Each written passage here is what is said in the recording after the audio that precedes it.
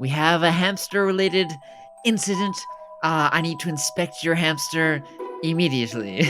You spot the hamster cage, and the hamster inside the hamster cage, moving around.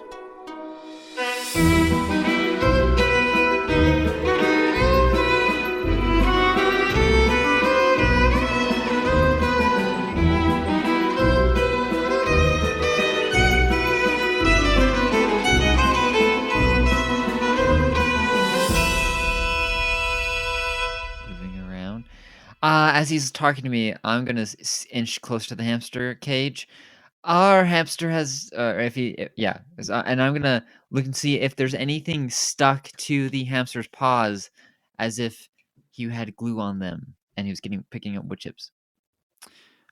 Jasper the hamster is, very similar tan is what you notice. Doesn't have the white mark in between the eyes, but has like a white mark kind of like up further on the head. So like they're actually pretty similar, but like holding it, you can definitely tell. Of course, you're not holding it because it is scampering away from your hand as you get close to it. Its paws are fine, but on its back, it has a whole bunch of like chips on it. They're like stuck to it. Oh, he's trying to go to the back. Okay. Oh. Okay. So, okay. Mind palace or whatnot.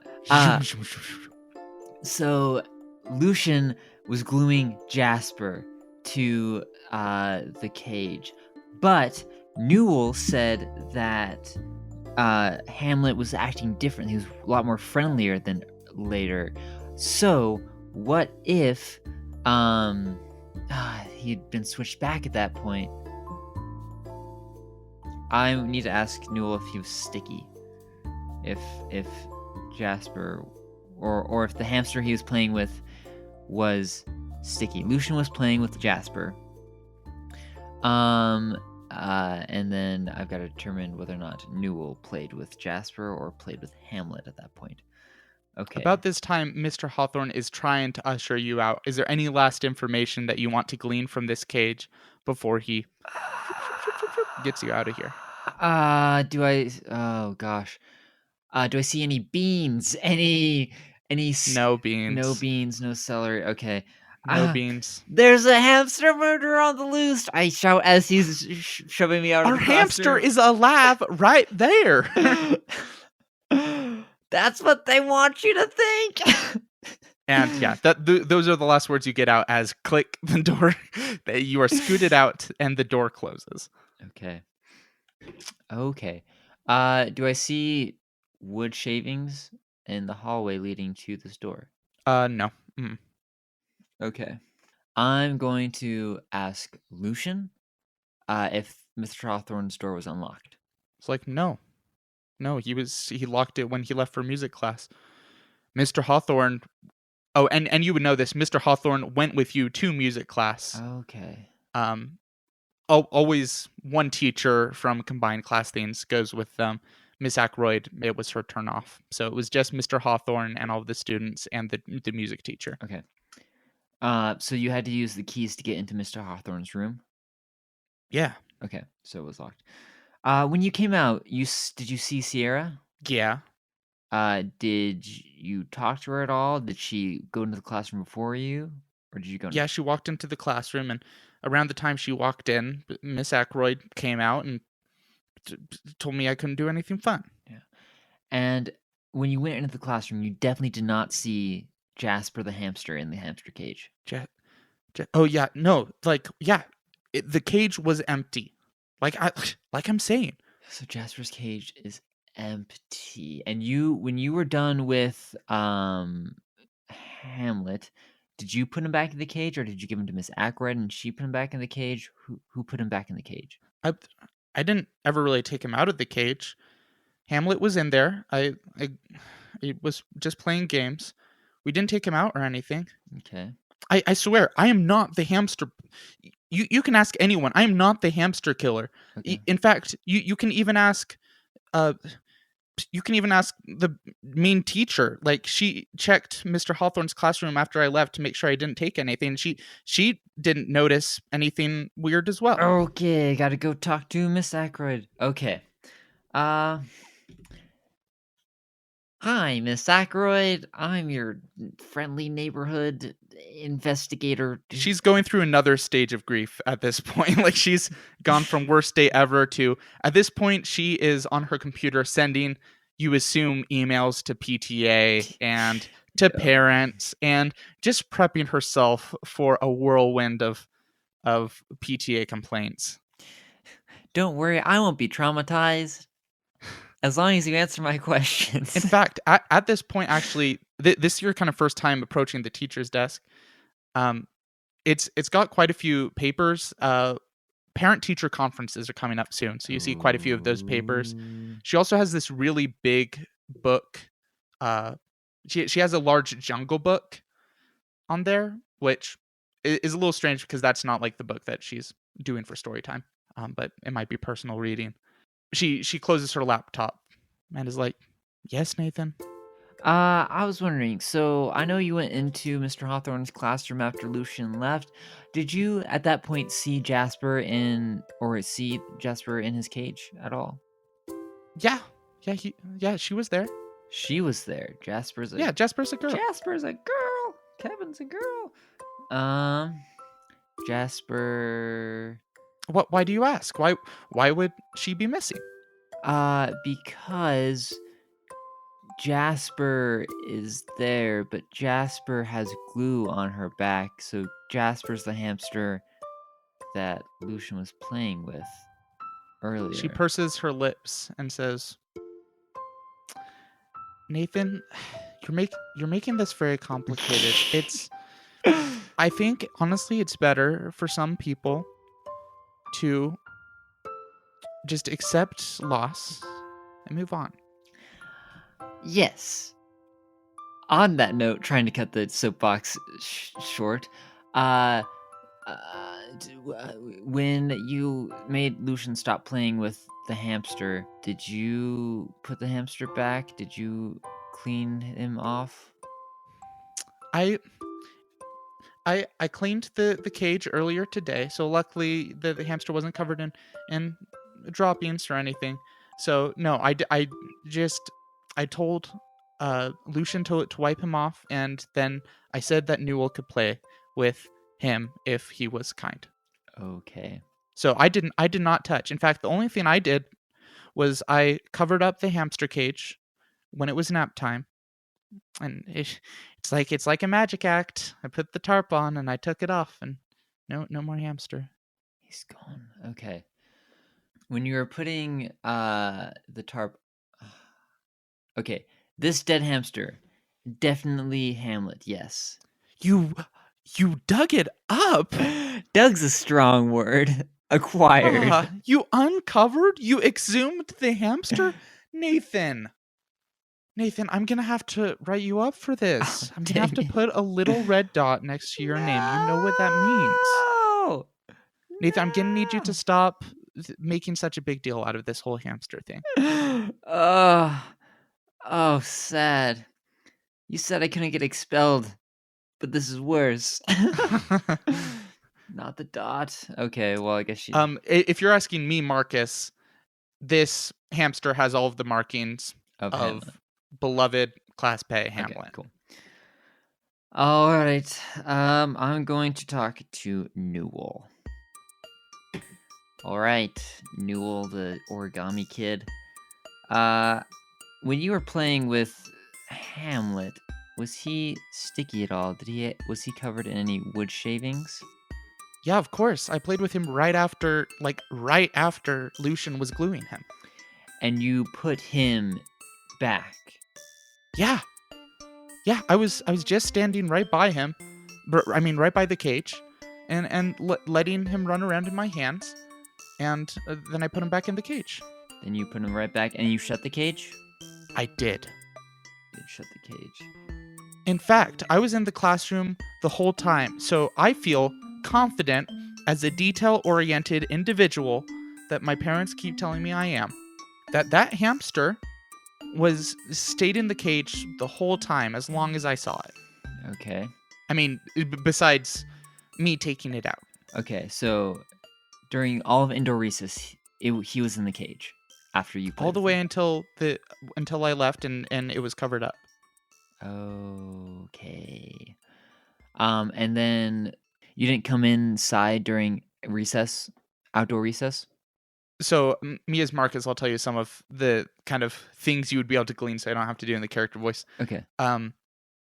Loosely speaking, character voice. Indoor recess and outdoor recess are mutually exclusive. Once indoor recess ended, everyone exited and the doors were locked. Okay, so nobody could get back in during outdoor recess. Nobody could get back in during outdoor recess. Yeah. And then after recess, we had group reading. Was that it? I can't remember if I said single reading or group reading, but point is, nothing with the cage happened, and all of you entered the classroom around the same time. So the hamster cage is accounted for all the way until the discovery of the empty cage, as in no one touched it. But okay, he was facing away if he was doing crafts, but that means Jenny had access to the hamster, and she's the one who held the door open. But how did she get to Mr. Hawthorne's room to switch out? Okay, I'm gonna ask Jenny to verify that she was paying attention. Okay, Jenny, when you were observing people during indoor recess, you saw the hamster be put in the cage by Newell. Did you notice wood chips on the hamster's back? I didn't notice that specifically, but it was clearly still sticky. So Okay. yeah, probably. That's 1 point for leading the witness. Okay. Did you by any chance notice if if Sierra was crying before recess? She was pouting. She's been. This is. Sierra breaks a lot of rules too, so I don't really love her, but I mean like her, but I have been able to deduce that she's been having a rough couple weeks. Did you by any chance hear anything about maybe Miss Ackroyd saying that she couldn't have Hamlet on her desk tomorrow for her birthday? No, she's such a teacher's pet. The teacher would do anything for Sierra, and I don't understand why, but she let Sierra run her errands. She let Sierra. Even though the teacher didn't make it sound like it when she first brought it up, I think the teacher was totally gonna let her have Hamlet on her desk the entire day tomorrow, which breaks so many rules. But I guess if the teacher says so. Teacher says so, and she says so. When you were in the classroom holding the door open in the transition between indoor and outdoor recess, did you see anything? I know the cage was covered. Did you see anything at that point? Did you look at, perhaps, Hamlet? I never went anywhere near that rat, she says with a sort of a hip sway, like with a little bit of swagger Little when she sass. says it. Thank you, sass is the word for this.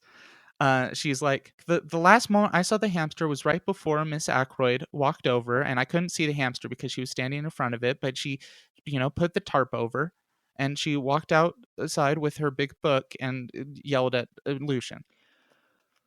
Her big book. This is this Jungle Book thing? Yeah.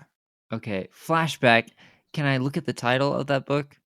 There's no reason to flash back. Oh, it's just the Jungle Book. It's still on the teacher's desk. Okay, well then I'm gonna go peek at that. And I will say at this point, teacher Miss Ackroyd is, it's still surprisingly like an hour or two later. It's like still chaos. In fact, math period has passed. Yeah. The bell is going to ring pretty soon to let people go home. Oh. So Miss Ackroyd is kind of just doing damage control. So she's not at her desk right now. Okay. She's talking with some students. I'm gonna look at the Jungle Book. Jungle Book. It is surprisingly light for how big it looks. It's a hollow book. You open it, yeah, it's a hollow book. Strange. Oh my gosh. Okay.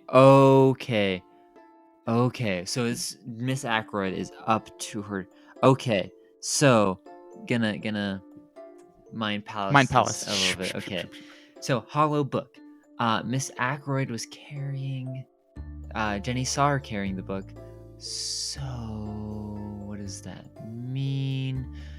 Did she transport? Did she use that to transport the dead hamster? Or did she use that to transport? Okay, who took Jasper from Mr. Hawthorne's class and room in the first place? Okay, it's Miss Ackroyd. She definitely has done this. She did not mean for it to explode how it was, but she is up to her neck in hamster-related crimes, A whole long list of them, from desecrating. as if there's more than. Anyway, Okay. Every hamster crime in the book. Desecrating the body, withholding hamster-related evidence. You Just know. take any crime and add the word hamster to it, and it's a hamster crime. Exactly. Hamster walking instead. This week in hamster crimes. Oh yeah. Okay. So it's a hollow book. Does it smell like dead hamster? Or does it smell like glue? Or does it smell like both? Yeah, you gotta get close for this one. You see little bits of shavings, wood shavings, that are a little tacky. As if they are kind of stuck there almost. But there's just like one or two, as if it was, Okay. you can almost miss it. Okay, so Miss Ackroyd transported gluey Jasper back to Mr. Hawthorne's room and put him in that cage, right? But maybe she didn't want to clean him, right? Because that's just a lot of effort.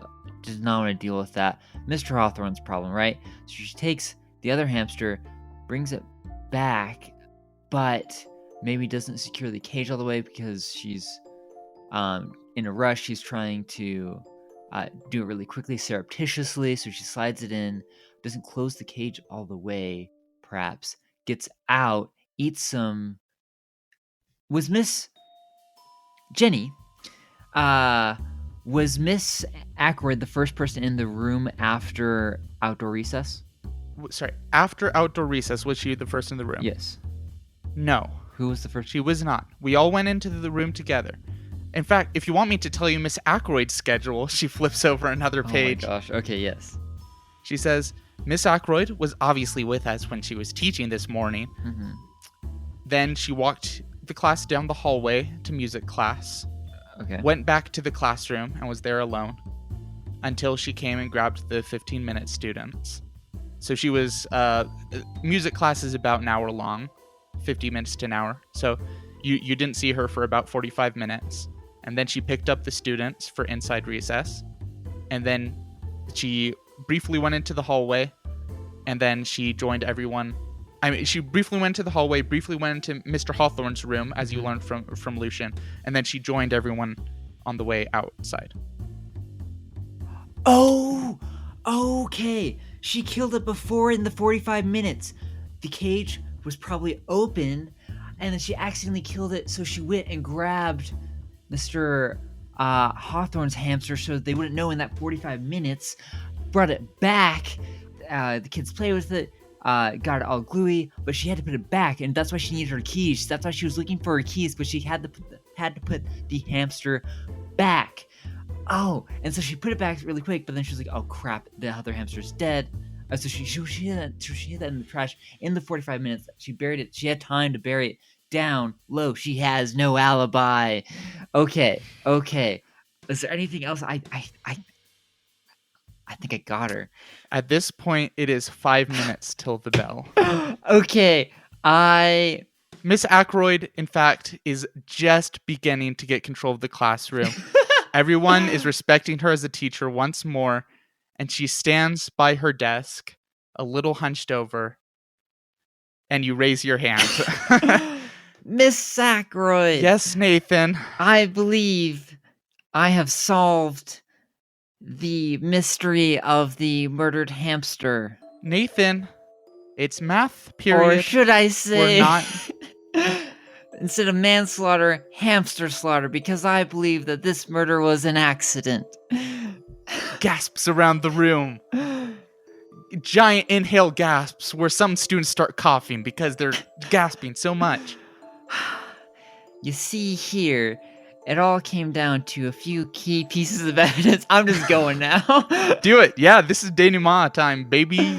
Okay. All right. So it all started with the 80 for 80 day yesterday. We all made these little sheets. Mine had 80 pretzels on it, all making fun 80. Some of you chose gumdrops, but one of you chose beans. Everyone gasps and looks at Newell. Now, we all know, maybe not all of us, that hamsters cannot eat said raw beans. In fact, raw beans can kill hamsters. Ta-da. Now, we all knew this, right? We all read the pamphlet. Except maybe not all of us. Lucian. Everyone gasps and turns their heads over to him. So we know that the beans were probably the said cause of death. But was this on purpose? Was this an accident? Would someone purposely murder a hamster with said beans? We know that Jenny, our fellow classmate and tattletale, has extensively read this pamphlet. In fact, she had it on her. We also know... Extensively. Newell knew this pamphlet inside out, despite having difficulty reading unless it's up close. But, yes. We also knew that, Newell had some beef with Lucian and vice versa. There was some tension going on there. Could one of them... Miss Ackroyd at this point says, this has nothing to do with the hamster. What are you saying? It does not, but I want to tie up some loose ends so everyone's aware. Also, Miss Ackroyd need to deal with Lucian's bullying, okay? It's not cool. It needs to stop. She holds up a PTA form and she's like, I am working on it. Where else? Sorry, it's not PTA, PTC, Parent-Teacher Conference. That's what I meant. Exactly. You're so focused on your PTC forms that you were working on those probably during our music time. Am I correct? You are incorrect. I was taking care of something for a very special student who was going through a very hard time to fulfill a very specific wish. And to make sure that everything was safe, I had to clean the cage. I see. You were preparing our pet hamster for Sierra's birthday tomorrow because she had requested that she wanted to have the hamster on her desk the whole day, correct? Yes, Nathan. But what you didn't count on is while you were cleaning the cage, Hamlet, he ended up wandering away from you, didn't he? Out of your eyesight. As it turns out, a little Tupperware for carrots does not hold a large hamster very well. That's right. It's shallow and there's no lid. Oh, and so Hamlet, the hamster, decided to go on his own little adventure.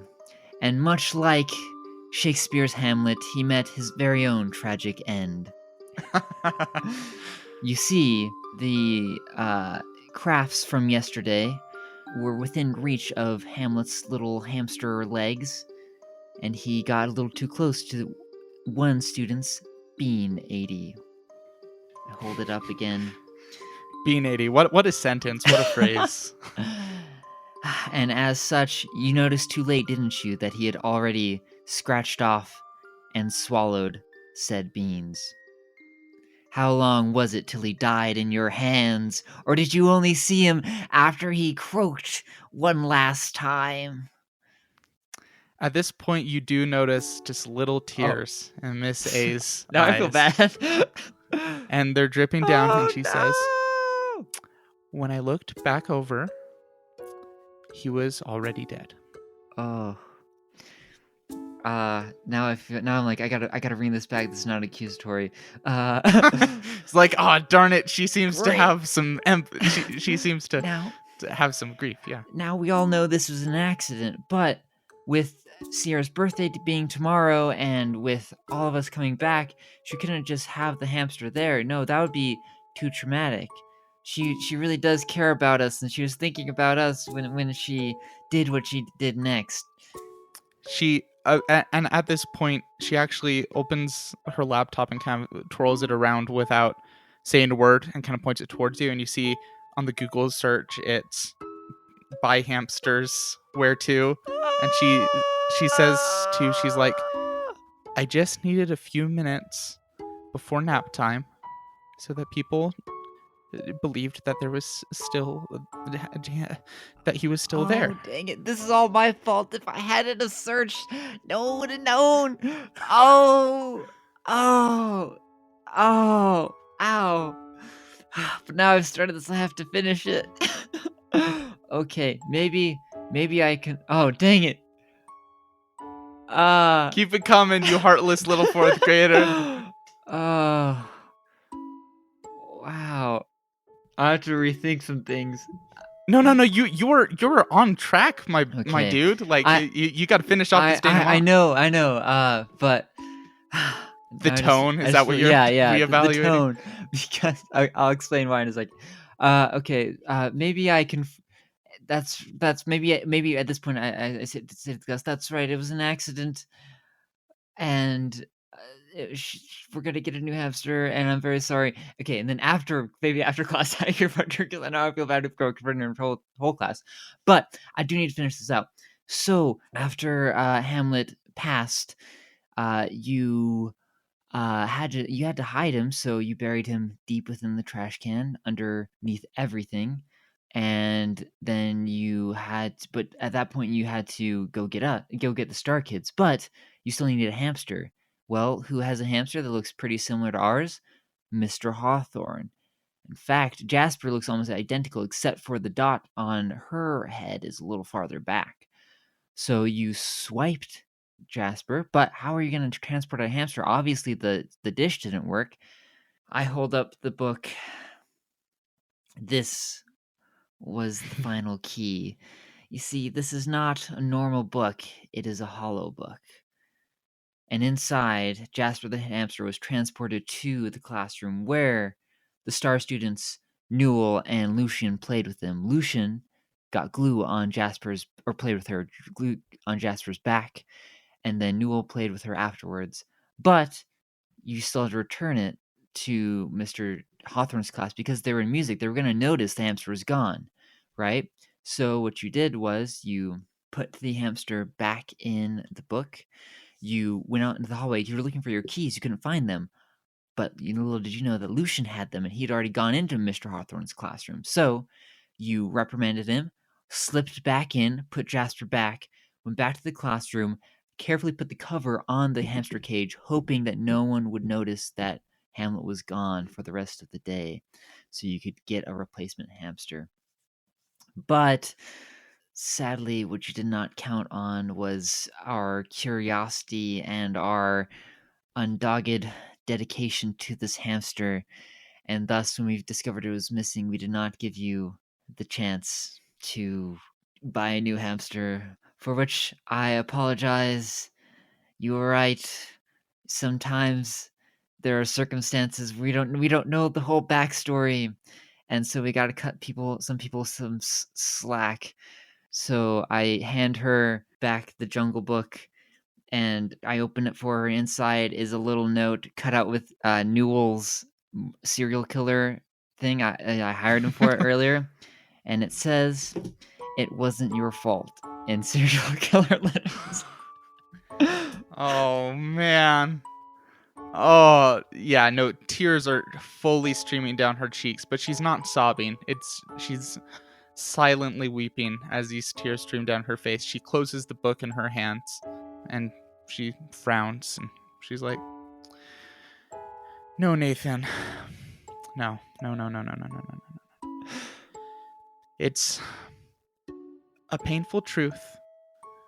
Sometimes, all the time, is more important than a nice lie. And this is a truth that's hard, for which I'm sorry." Wow. As she says these words, ding, ding, ding, ding, ding, ding, ding, ding, ding, ding, ding, ding, ding, ding, ding, ding. Suddenly the bell rings, and it's ringing, and it's ringing, and it's tinnitus in your ears, and everything starts to fade and phase out. But what's strange is as things are phasing out, it's as if the objects around you are in that same sort of scrappy serial killer like collage where all of the people around you are like cutouts on a background. Oh. And as they fade away from your vision, you see etched on the board something you didn't notice before. It just says the word Hunt the Hunters. Signed Grassman. Whoa, what? And in these last moments, everything crumples and fades. And there you stand in front of an empty cage that is still empty. In fact, it looks exactly the same as it was, except the wheel is spinning ever so slowly. And it's spinning, and it's spinning, and it's spinning, and it never stops. Wow, perpetual motion machine, but it's very sad. Wow. Aurelius wraps his arm around you, and he whispers in your ear, like I said, a nice breather. You're doing great. Oh. And that's the end of the mystery. That was so good. We hope you enjoyed your visit to Aurelius Whitlock's Murder Museum. And let us know if you got it faster than I did. Yes, actually, this is something we really do want to know. Tell us what clues, when you figured it out. I would love to hear. Or what questions I should have asked. Nathan is a fantastic detective. I think we all agree that Nathan is like born for this. He's detail oriented, as Newell would say. Appreciate that.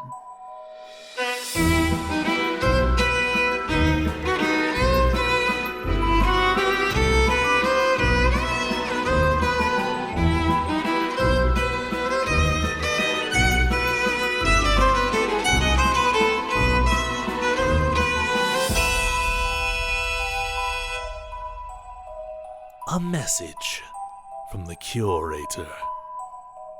You're doing excellent, my friend. Soon all murders will upend. One day you'll walk, though now you crawl. Ignore the writing on the wall. Grassmen, do not interfere. You're in Whitlock's domain here. Ask yourself, before your child's play, who's the hunter? Who's the prey?